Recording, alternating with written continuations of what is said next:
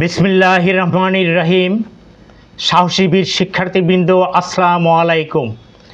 গত 1 জুন থেকে তোমরা বৈষম্য বিরোধী কোটা সংস্কারের দাবিতে আন্দোলন করে যাচ্ছ। এতে আমি একজন শিক্ষক অভিভাবক হিসেবে তোমাদের পাশে দাঁড়াতে চাই। এই আন্দোলনে প্রায় 50 জন শিক্ষার্থী সহ অন্যরা শহীদ হয়েছে, আহত হয়েছে প্রায় 5000। আমি গভীরভাবে শোকাহত।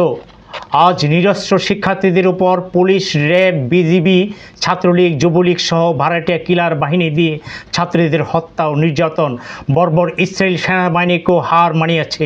আমি ওর তীব্র নিন্দা জানিয়ে সম্মানিত সকল অভিভাবক ও বাংলাদেশের আপামর জনগণকে শিক্ষার্থীদের পাশে দাঁড়ানোর আহ্বান জানাই। হাদিসে আছে, জালিমের প্রতিবাদ না করে নীরব থাকলে জালিমের পক্ষ নেওয়া হয়। তাই জালিমদেরকে বিতাড়িত করতে হলে ঐক্যবদ্ধ আন্দোলনের প্রয়োজন। আসুন সবাই মিলে এই আন্দোলনে শরিক হই। এই সব জালিমেরা নিষ্ঠুর, মিথ্যুক, বিশ্বাসঘাতক ও প্রতারক। তারা 2018 সালে এই দাবি মেনে নিয়েও কার্যকরী না করে শিক্ষার্থীদের সাথে প্রতারণা করেছে। এবারও সমঝোতার কথা বলে প্রতারণা করতে পারে। তাই নিম্নলিখিত শর্তাবলী মানার পরে আলোচনা হতে পারে। 1. শতকরা 5-এর বেশি কোঠা বহাল রাখা যাবে না। 2. সকল শিক্ষা প্রতিষ্ঠান ও হল খুলে দিতে হবে। 3. আপাতত শিক্ষা প্রতিষ্ঠানের ছাত্র রাজনীতি বন্ধ করতে হবে। 4. খুনিদের 1 মাসের মধ্যে দণ্ড দিতে হবে। 5.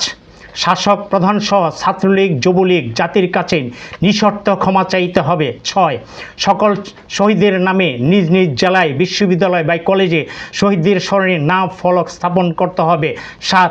শহীদদের প্রত্যেক পরিবারকে এককালীন ন্যূনতম 5 কোটি টাকা প্রদান করতে হবে এবং তাদের পরিবারকে শহীদ পরিবার ঘোষণা দিয়ে মুক্তিযোদ্ধাদের মতো সর্বক্ষেত্রে সম্মান প্রদর্শন করতে হবে। শুভেচ্ছান্তে প্রিন্সিপাল এম এ মুনায়েম, সহসভাপতি বাংলাদেশ অধ্যক্ষ পরিষদ, সাবেক শিক্ষার্থী, ঢাকা বিশ্ববিদ্যালয়। ধন্যবাদ। আসসালামু আলাইকুম।